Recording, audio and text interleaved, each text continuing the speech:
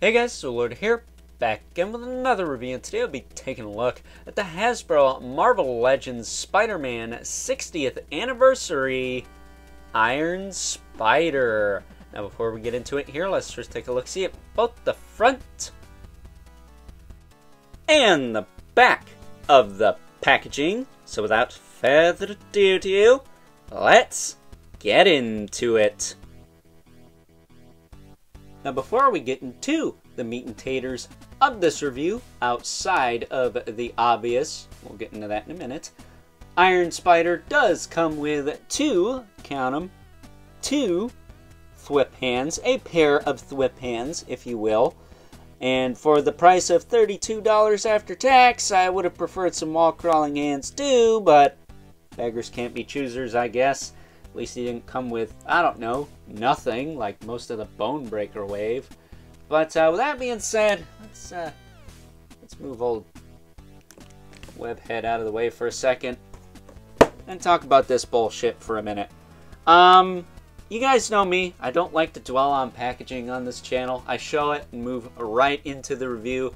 But I haven't thrown my 2 cents at this windowless packaging publicity stunt bullshit yet, and I think now is as good a time as any to talk about that for a minute. Because at the end of the day, these are not Legos, these are not model kits, these are action figures. Action figures with paint apps. And while the paint is actually pretty clean on this figure, sometimes that's not the case. Sometimes Hasbro's paint is like a child with a coloring book and doesn't stay inside the lines, or better yet, misses the line entirely. In other words, missing paint apps. That said, we get this boring-ass render of the IronSpider on the front, and, you know, if you're gonna do this, put some cool comic book art on there. There's plenty to choose from. Spidey's a popular enough character, you can do that. That said, you did give me the liberty of roasting you if this thing isn't anatomically correct with an image from the source material on the back, or an image based off the source material on the back. So thank you for that. So anyone who says you need to read comics to know what the characters look like, there's a picture right there.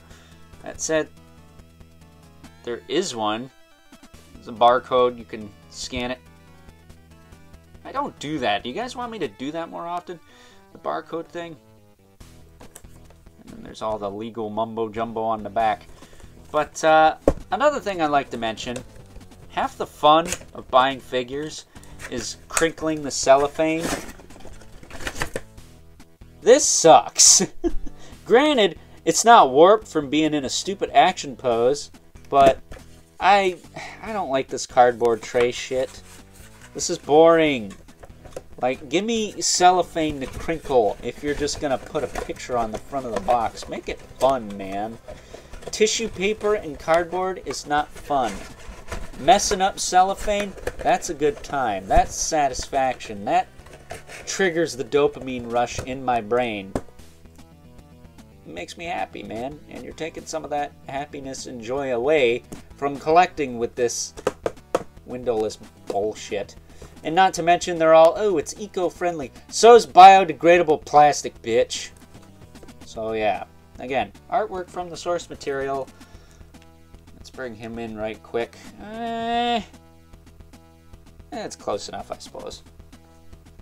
Throwing that up there. That'll go in the trash later. Yeah. For the price point, I think my only major complaint, other than not getting wall crawling hands, is the fact that the legs look a little cheap because they're just molded in this kind of shitty gold plastic. I would have preferred if they had the nice gold paint that he's got on him. I think for that kind of money they could have done that. Come on, let's be real here. That said, I think this is a pretty solid figure. They did shell out the dough for a new mold, so I'll give them that, other than maybe the crotch and the hips, maybe. Maybe the feet, maybe the hands. But other than that, you know, it's Marvel Legends standard issue. Seen it a million times. We'll see it a million more. Probably before and after we all die. That said, as far as articulation on this guy goes, his head can look up. The disc hinge can look down. Looks side to side. He does have a little bit of lollipop, but I don't think it's nearly as bad on this guy as it is on the female figure. Sometimes they'll put the head like a foot high off the neck, and it looks freaking stupid. But on this guy, it looks alright. I think for the most part, the anatomy's fine. It's Spider-Man. He's not supposed to be the most jacked guy ever. Much like myself, but I've noticed that I have higher shoulders than a lot of these figures have lately. Granted, maybe it's because I'm riled up all the time because these figures aren't looking like they're supposed to, but it is what it is, I suppose. But range in the head's pretty okay. And aside from a little nick on the back of the head on mine, which you probably can't even freaking see through my shitty camera. Aside from that, I had no issues with this figure. Everything moved. I didn't have to heat anything. Everything was pretty much good out of package. So that's all I ask, but I'd still like to see what I'm getting before I get it. So I know I'm not getting a freaking rock like Charlie Brown on Halloween. I don't even need a whole freaking costume full of holes, you know, to get screwed over like that. What am I talking about? I get screwed over when the figures do come in a window package. That said, the shoulders do go out on the side. Go out to the side. Gosh, that stupid box got me all riled up now. I'm stumbling over my words. He's got the butterfly joint. He's got the swivel in the shoulder. Bicep swivel. Double jointed elbow. Which looks good enough. I think the upper one could have been a little better, but the bottom one's fine. Bottom one's typically what I use anyways. Does have a swivel hinge wrist. He is pinless too, by the way, so that's pretty cool. Those of you who are into that, I'm into that because it's not gummy. Like the other Spider-Man that I saw, what was it, the Future Foundation? With his stupid black pins on the inside, even though, hey, look, it's like the same damn body mold. I'm not going to get into that. Maybe when I review that figure, if I do. He does have an ab crunch. Does work. Clicks once back, once forward. Not loose, by the way. So it can be done. I just want my figures to not be all... I don't think that's asking for much, especially the price of things nowadays. He's got a waist swivel. His hips kick forward. They kick back a little bit. This figure's got a nice tight ass, too. I'm used to McFarlane's having cakes, but damn. Peter's packing. His hips do kick out to the side pretty far. That's fine. Not nearly as good as the awesome Cyborg Spider-Man. The best Spider-Man figure, in my opinion. As far as articulation's concerned, anyways. He's got a thigh cut. Double jointed knee.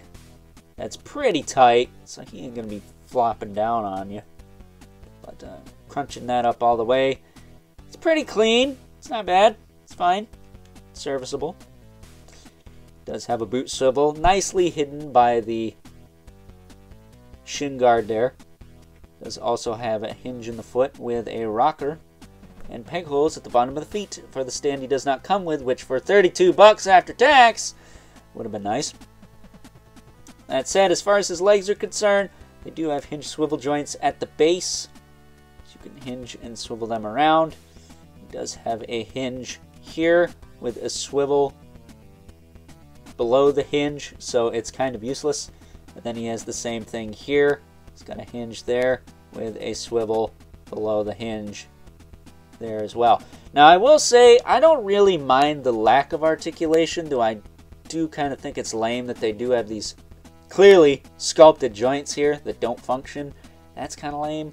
But I do wish you could pop this end piece off and put it here just to have shorter legs, because don't these extend and retract and stuff in the comics? I'm not 100% familiar. I only remember this guy from the Ultimate Spider-Man animated series from several years ago now. It was on Disney XD. There was actually another guy piloting this armor suit, whatever you want to call it. His name was Cooper.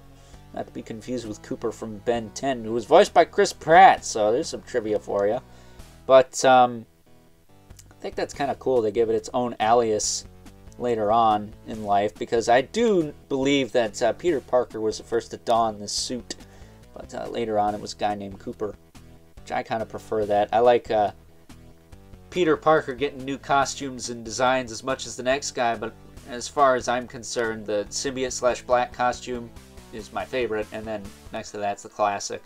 I'm okay with just that as far as he's concerned. But as far as Marvel Legends are concerned, if we're going to rate this as far as the whole Marvel Legends line goes, especially what's been peg warming at my local Target lately, this is definitely one of the better ones. This figure is pretty freaking slick, dude. I gotta give him credit where credit is due. Other than the lack of gold paint on the legs, well, no gold paint on the legs, I should say, and the lack of wall crawling hands, and maybe an alt head, but let's be real.